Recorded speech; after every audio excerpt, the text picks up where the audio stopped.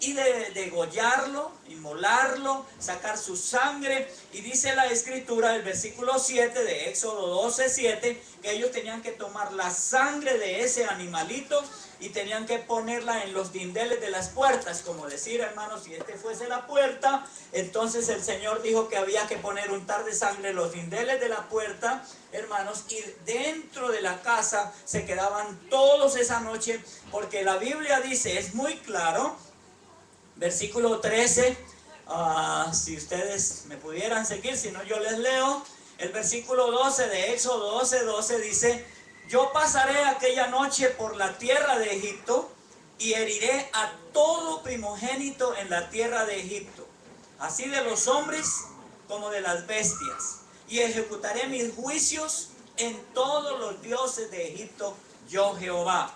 Y el versículo 13, Dios dice, yo, dice el Señor, y la sangre os será por señal en las casas donde vosotros estéis, y veré la sangre, y pasaré de vosotros, y no habrá en vosotros plaga de mortandad cuando hiera la tierra de Egipto.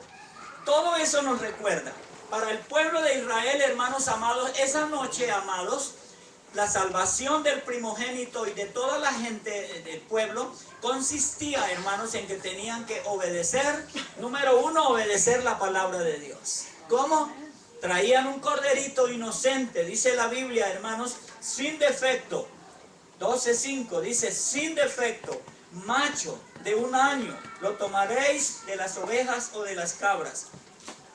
Y dice, hermano, que ese animalito entonces lo iban a inmolar, iban a sacar su sangre y iban a ponerla en el lindel de la puerta. Y esa noche, hermanos, esa noche cuando el ángel de la muerte iba a herir a todos los primogénitos de Egipto, él iba a mirar y pasando, y donde quiera que había la sangre, pasaré de vosotros, dice.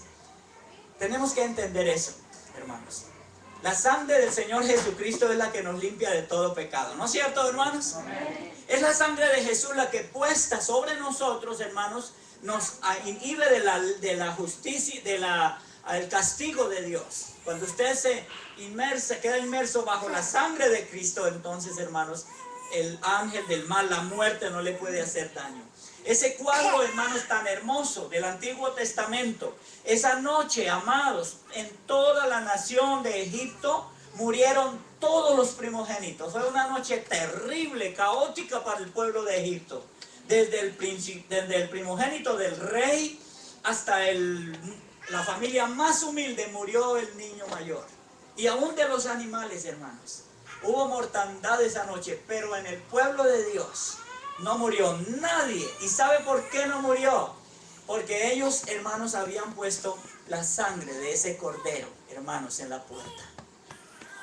Cuando el Señor Jesús vino aquí a la tierra, hermanos, en el libro de San Juan, en el capítulo 1, hermanos, yo quiero mostrarles ahí en el Evangelio según San Juan, hermanos, una palabra muy buena para nuestro corazón, hermanos. Ahí, San Juan, el capítulo 1, el versículo 29. Mire, San Juan estaba bautizando en el río Jordán, Juan Bautista, y estaba viniendo la gente a él. El versículo 29 dice, hermano, Juan 1, 29.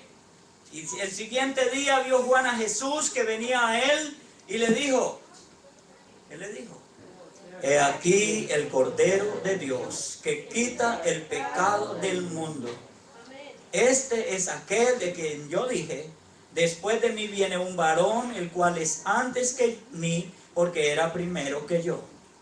Juan Bautista, cuando ve al Señor Jesús, le dice a la gente, ahí está el Cordero de Dios que quita el pecado del mundo. Como ustedes me están siguiendo y son muy entendidos, en el Antiguo Testamento, el pueblo hebreo fue libre, hermanos, por la sangre de un animalito de 4 patas inocente. Ahora, hermanos, en la era del Nuevo Testamento, la era nuevo testamentaria, ya no es un animalito. Ya no sacrificamos en un altar, porque Jesucristo ya se sacrificó una vez para siempre, porque la Pascua ya fue ofrecida. Ahora, hermanos y hermanas, nuestra seguridad de salvación depende de lo que Jesús hizo en la cruz del Calvario. Es maravilloso, hermanos. La Escritura dice, 2 de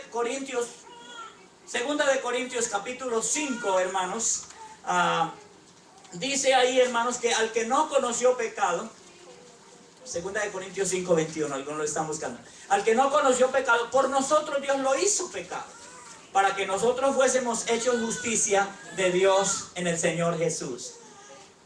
Entonces, hermanos, hoy podemos decir, hermanos amados, que la sangre de Cristo nos limpia de todo pecado. ¿Amén? Eso es lo que dice la Biblia. Eso quiere decir que si nos cubrimos con la sangre de Cristo, el ángel de la muerte no nos alcanza. Hermanos, tenemos vida, tenemos libertad. Tenemos que permitir y dejar, hermanos, que la sangre de Cristo fluya, que sea realmente, hermanos amados, nuestra fe y nuestra convicción en lo que hizo el Señor en la cruz del Calvario. Quería mostrarles algunas especificaciones aquí muy interesantes. La Escritura dice, hermanos amados, que el cordero que ofrecían, hermanos míos, los hebreos, tenía que ser un animalito sin tacha. Un animalito completamente perfecto, hermanos. En el Nuevo Testamento, refiriéndose entonces al Cordero de Dios, en el libro de Hebreos, en el capítulo 7, hermanos, dice ahí las Sagradas Escrituras, refiriéndose al Señor Jesucristo, una palabra muy interesante. Hebreos en el capítulo 7, en el versículo, hermanos, 22. Ahí hay una palabra, hermanos, muy interesante. Versículo 22, Hebreos 7, 22. Discúlpenme que los estoy moviendo por la Biblia, pero realmente, hermano, eso es algo que nos ayuda para entender más en lo posible este acto de la cena del Señor. Miren lo que dice el versículo 22, 7, 22. Por tanto, Jesús es hecho fiador de un mejor pacto. Y los otros sacerdotes llegaron a ser muchos debido a que por la muerte no podían continuar. Mas este, refiriéndose al Señor Jesús, por cuanto permanece para siempre, tiene un sacerdocio inmutable que no cambia, es el mismo, por lo cual puede salvar perpetuamente a los que por él se acercan a Dios, viviendo siempre para interceder por ellos. Versículo 26, porque tal sumo sacerdote nos convenía. Y por favor, mire, hermanos amados, estas verdades. Es santo, ¿qué más dice, hermanos? Inocente, sin mancha, apartado de los pecadores y hecho más sublime que los cielos. Eso es el Señor Jesús. Ese es el Cordero de Dios. Y el Señor dijo aquí, hermanos, en esta tarde delante de nosotros está la palabra.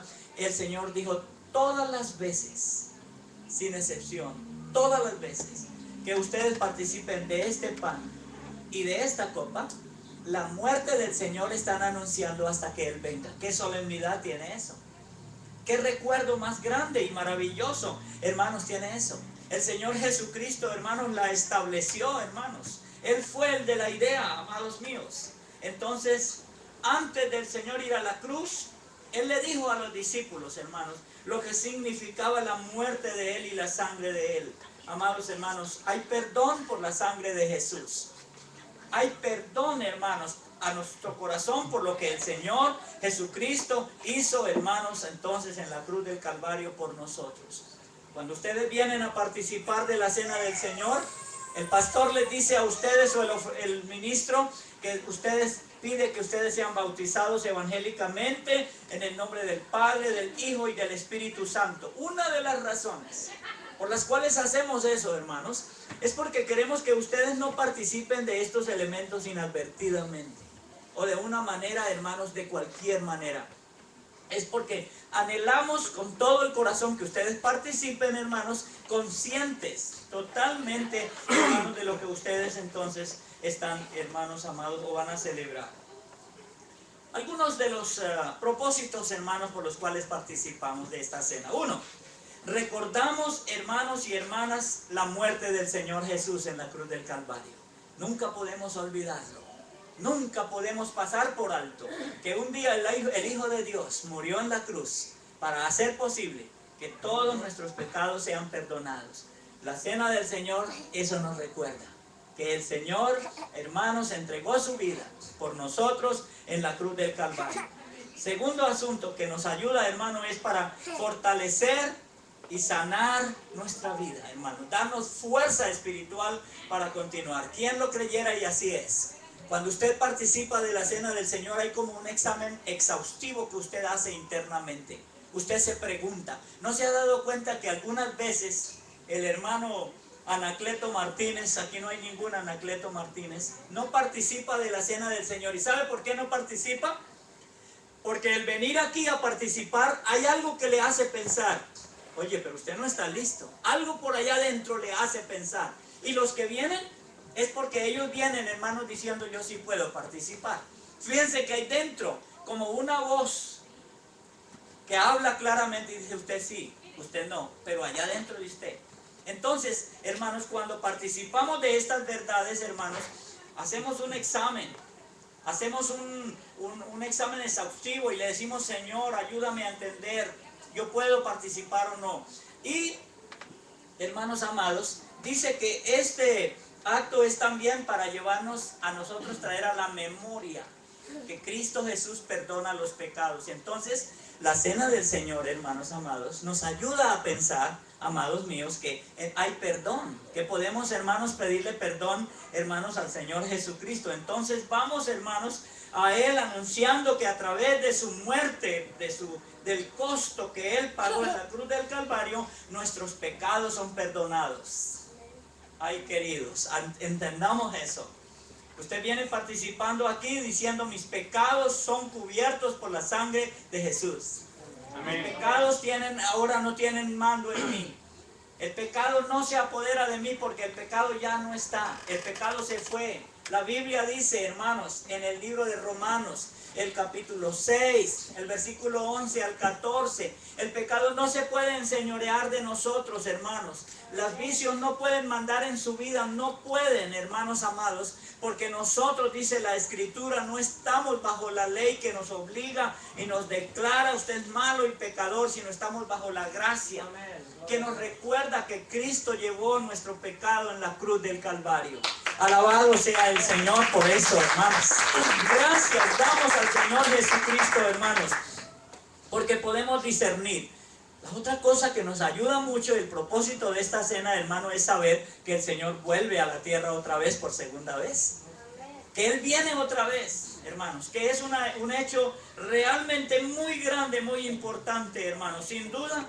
Entonces, hermanos, también es un acto espiritual de comunión. Cuando usted viene a recibir la cena del Señor, una de las verdades hermosísimas de la Biblia es que usted está diciendo, yo estoy en comunión con Dios y también estoy en comunión con mis hermanos. O sea, es un acto de comunión fraternal. Es reunirnos alrededor de la mesa del Señor para decir, estoy en comunión con mis hermanos, tengo comunión con mi hermano, tengo comunión con mi hermana. Una iglesia crece cuando hay unidad, cuando hay comunión, cuando hay ese amor recíproco, hermano, entre los hermanos delante del Señor. Amén, hermanos.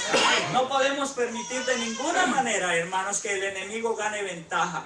No somos de esos que no podemos mirar para allá porque allá está la hermana Julana que no me gusta, que la veo, como dice, la mastico pero no la paso. Eso no es nuestro.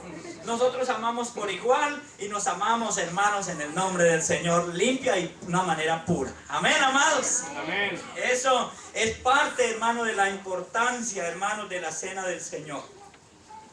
En la iglesia de Corinto, como les dije, hermanos y hermanas, habían divisiones, habían problemas. La iglesia llegó, hermano, a sentirse muy orgullosa de los dones del Espíritu. Ellos llegaron a tener todos los dones y llegaron a pelearse por los dones. Yo tengo determinado don y usted no tiene ese, entonces se peleaban entre ellos, hermanos. Porque hay una razón bien concreta y clara, hermanos y hermanas. La Biblia en ninguna parte dice que los dones santifican a nadie. Hay personas que pueden hablar lenguas, echar fuera demonios, don de sanidad o qué sé yo más que se pueda hacer, hermanos, echar fuera demonios, pero eso no hace que la persona sea limpia y pura. Fíjense ustedes, hermanos, que la Escritura menciona con mucha claridad. El Señor Jesucristo dijo, hermanos, en Mateo 7:22. Mateo 7:22. El Señor dijo, muchos me dirán en aquel día. Muchos, no pocos. Diciendo, Señor, pero en tu nombre echamos fuera demonios. En tu nombre hicimos milagros. En tu nombre profetizamos, Señor. Y el Señor dice, yo nunca les conocí. No olviden esto, hermanos. Los dones no santifican a nadie. El Espíritu Santo sí, Él es el que santifica. Y eso es importante. No vaya atrás los dones, cuidado. Porque, hermanos y hermanas, los dones del Espíritu Santo son algo maravilloso. Y los necesitamos en la iglesia, por favor, amados míos. Pero, queridos, los dones del Espíritu no santifican a nadie. Usted tiene y yo que vivir una vida limpia. Dios tiene más cuidado y quiere de usted una vida santa, un carácter limpio, hermanos, más que palabras y palabras y palabras. Amén, amados. Amén. En la iglesia de Corinto había eso. En la iglesia de Corinto había muchas dificultades en ese orden de ideas. Quiero mostrarles en 2 de Corintios, hermanos, un asunto muy triste que había y el apóstol Pablo, hermanos amados, lo menciona. En el capítulo 12 de 2 de Corintios, hermanos, el apóstol Pablo está mencionando, déjeme, yo le digo, versículo 20, 2 de Corintios, capítulo 12, versículo 20, pues me temo, dijo el apóstol Pablo, que cuando llegue no os halle tales como quiero. ¿Alguien me sigue? Sí. Y yo sea hallado de vosotros cuando queréis. Oiga esto, hermano. Que haya entre vosotros, ¿qué? Contiendas, envidias, iras, divisiones, maledicencias, murmuraciones, soberbias, desórdenes. Que cuando vuelva me humille Dios entre vosotros. Y dice Pablo, y quizá tenga que llorar por muchos de los que antes han pecado y ¿qué? Y no se han arrepentido de la inmundicia y de la fornicación y la lascivia que han cometido. Diciendo el hermano Pablo, hablando de esa manera a la iglesia. Pablo dice sí.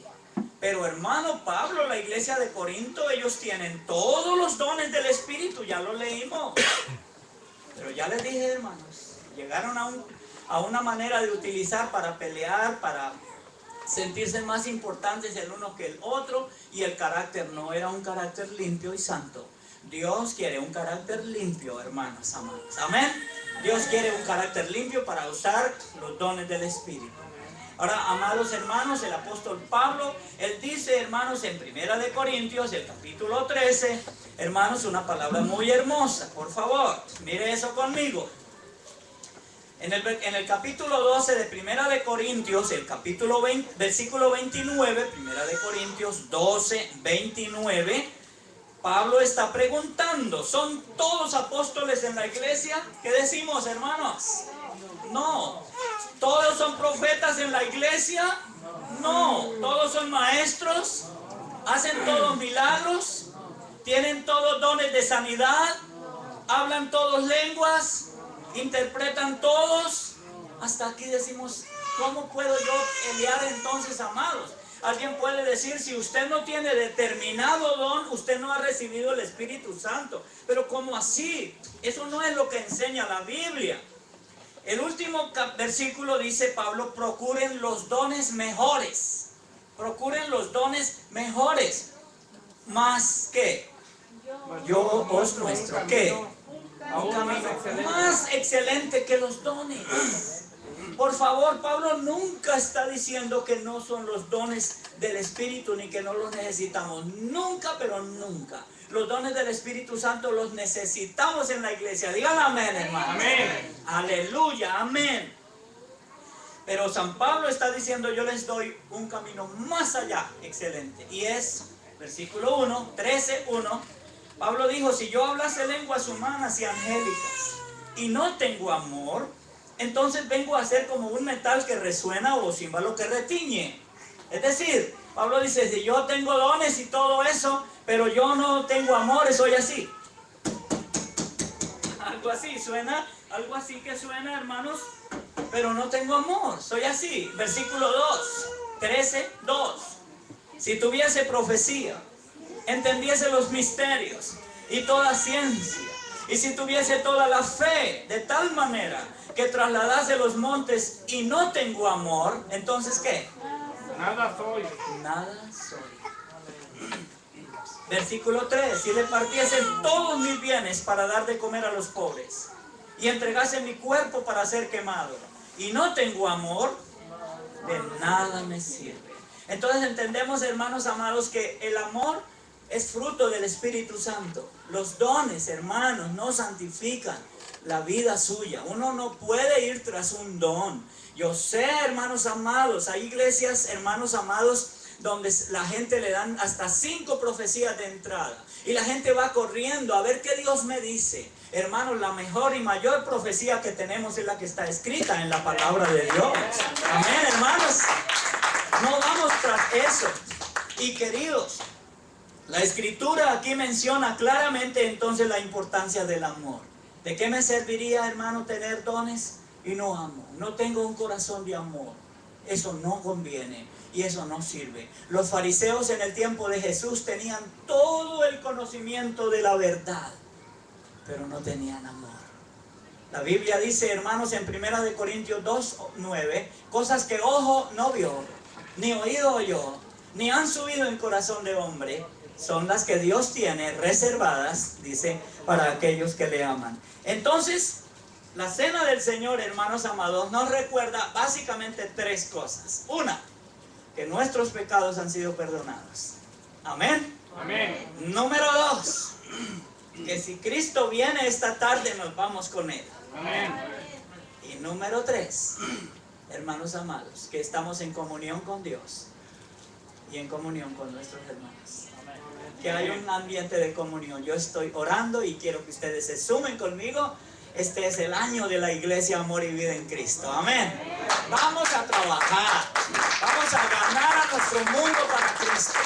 Yo pienso y siento en mi alma, hermanos, que ya hemos engordado un poquito. Ya conocemos muchas cositas de la Biblia, hermanos. Ya es tiempo, hermanos, de darnos a conocer. Ya es tiempo de dar a otros hermanos el mensaje de Dios. Pónganse de pie, hermanos, vamos a orar al Señor.